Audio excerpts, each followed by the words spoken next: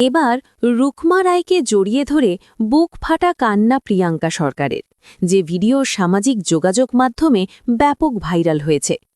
এক সপ্তাহ ধরে টলিউডের শোকের ছায়া কাটেনি। দেখতে দেখতে পার হয়ে গেল অভিনেতা রাহুল বন্দ্যোপাধ্যায়ের প্রয়াণের 7টি দিন। কিন্তু শোকাতুর সহকর্মী ও পরিবারের কাছে সেই গভীরতা যেন প্রতিদিনই আরও বাড়ছে। বিশেষ করে স্ত্রী প্রিয়াঙ্কা সরকার নিজেকে সামাল দিতে হিমশিম খাচ্ছেন। সম্প্রতি আর্টিস্ট ফোরামের পক্ষ থেকে রাহুলের সঠিক তদন্ত এবং দায়ী প্রোডাকশন হাউসের বিরুদ্ধে ব্যবস্থা নেয়ার দাবিতে একটি সভার আয়োজন করা হয়।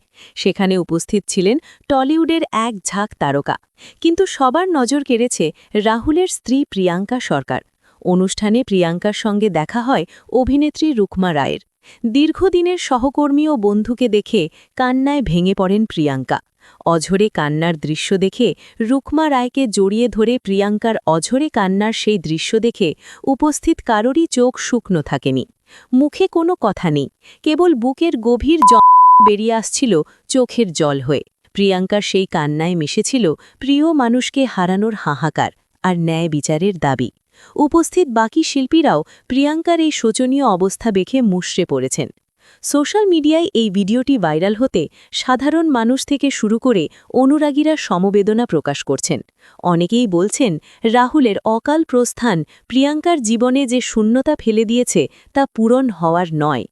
আর্টিস্ট ফোরামের পক্ষ থেকে জানানো হয়েছে, রাহুলের মতো প্রতিভাবান অভিনেতার এই রহস্যজনক মৃত্যুর পেছনে যে বা যারা দায়ী তাদের শাস্তি না হওয়া পর্যন্ত তারা এই লড়াই চালিয়ে যাবেন। প্রিয়াঙ্কার চোখের জলের ধারা যেন সেই লড়াইয়ের আরও বাড়িয়ে দিয়েছে।